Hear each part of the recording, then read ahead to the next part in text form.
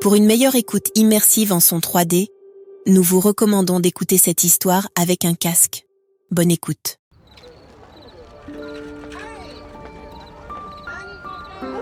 Je suis Lucius, un jeune habitant de Pompéi, et aujourd'hui, le 24 août de l'an 79 après Jésus-Christ, est un jour que l'histoire n'oubliera jamais.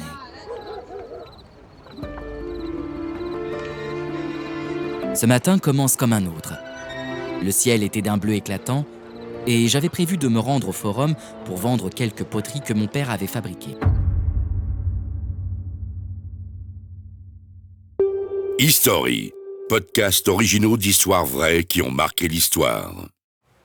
Pompéi bourdonnait d'activités. Les rues étaient animées, remplies de marchands, d'artisans et de citoyens vaquant à leur occupation quotidienne. De toutes parts, ces marchands vendent leurs marchandises, leur étal regorgeant de produits locaux et importés.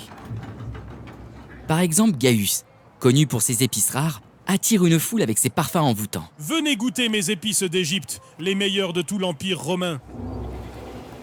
À côté de lui, la belle Julia, la fille du boulanger, offre des pains d'un doré parfait, souriant à chaque client. Elles sont belles, mes miches. Toutes chaudes, toutes grosses, toutes rondes. Elles vont vous fondre dans la bouche. Qui veut mes miches de pain ? Le forum est également un lieu d'échange, mais aussi de débauche, avec ses fresques érotiques ornant les murs des maisons de plaisir. Ces images, bien que choquantes pour certains, sont une part intégrante de notre culture, célébrant notre liberté et notre vision de la sensualité. Mais quelque chose d'inhabituel flotte dans l'air. Une tension imperceptible, comme un souffle sourd de la nature.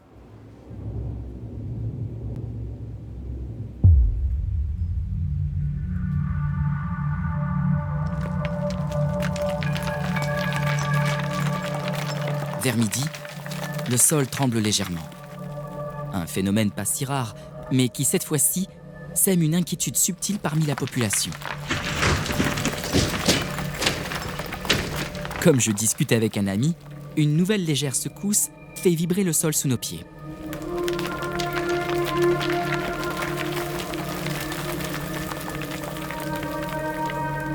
Nous échangeons un regard inquiet, mais rions bientôt, habitués aux petits caprices de la terre.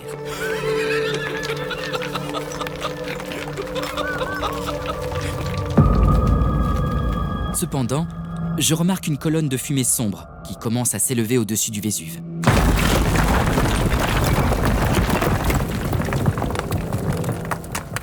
Au début, c'est un spectacle fascinant. Mais très vite, la fumée se transforme en un nuage menaçant.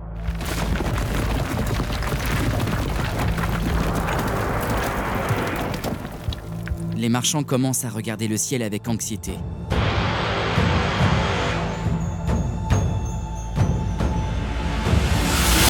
Leurs cris de vente s'estompant progressivement.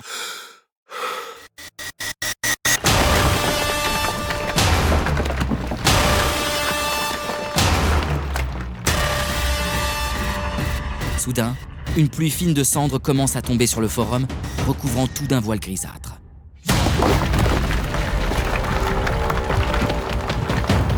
La panique s'installe rapidement parmi la population.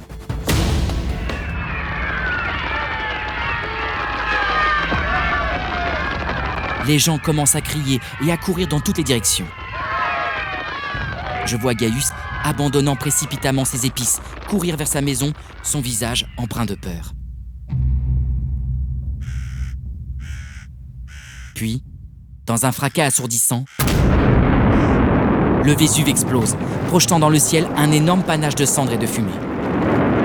Les tremblements de terre deviennent plus forts, faisant trembler les colonnes et les statues autour de moi. La panique s'empare de la ville. Des gens courent dans tous les sens, criant, cherchant désespérément un abri ou un moyen de s'échapper. En quelques heures, une pluie de cendres et de pierres ponces s'abat sur Pompéi, recouvrant tout sur son passage.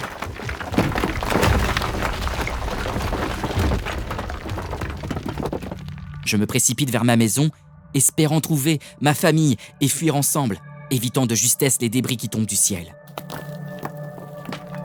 Ma famille est déjà en train de rassembler des affaires, la peur se lisant clairement sur leur visage. Nous prenons la décision de fuir vers les portes de la ville, espérant trouver la sécurité loin de cette fureur de la nature.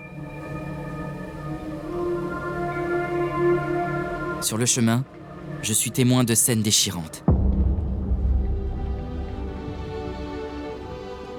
Des personnes âgées et des enfants incapables de fuir, ensevelis sous les cendres.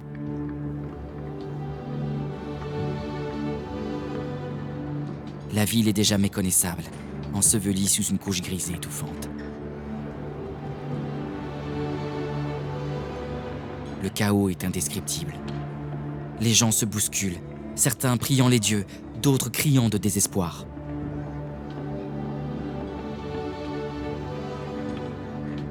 La cendre et le soufre piquent mes yeux et brûlent ma gorge, rendant chaque respiration douloureuse et laborieuse.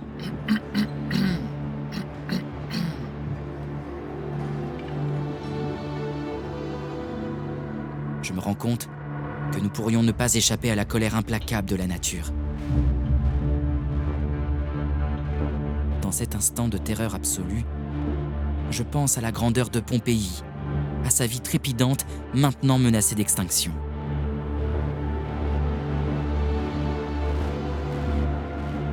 Je me demande si notre orgueil et notre insouciance n'ont pas provoqué cette colère divine.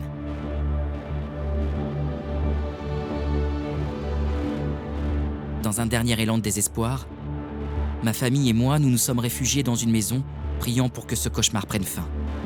Mais alors que la nuit tombe, une deuxième explosion, bien plus violente encore, secoue le Vésuve.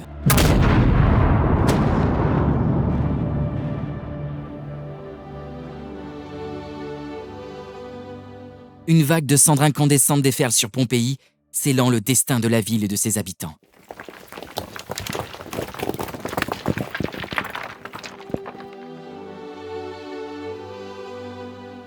Alors que la mort est inévitable, je pense à la leçon que la nature enseigne à l'humanité. Nous sommes vulnérables face à ces forces incontrôlables.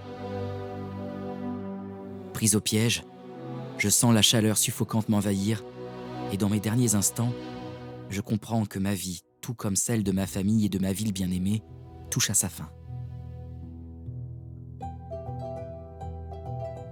Mes dernières pensées sont pour ma famille, mes amis et ma ville adorée, désormais vouée à être engloutie sous un manteau de cendres et de désolation.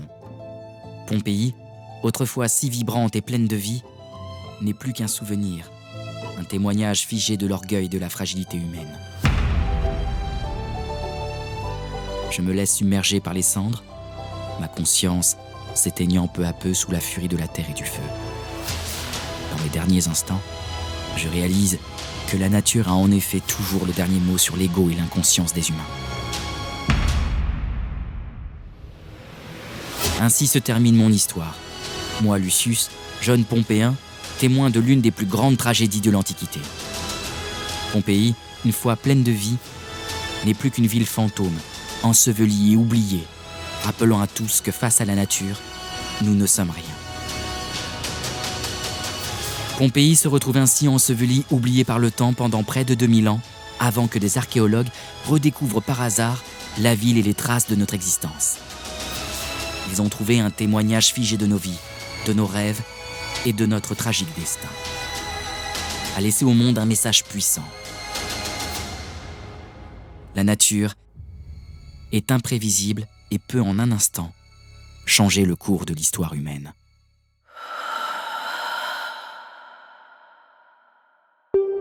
Ne ratez pas les prochaines histoires de History en vous abonnant dès maintenant. History.fr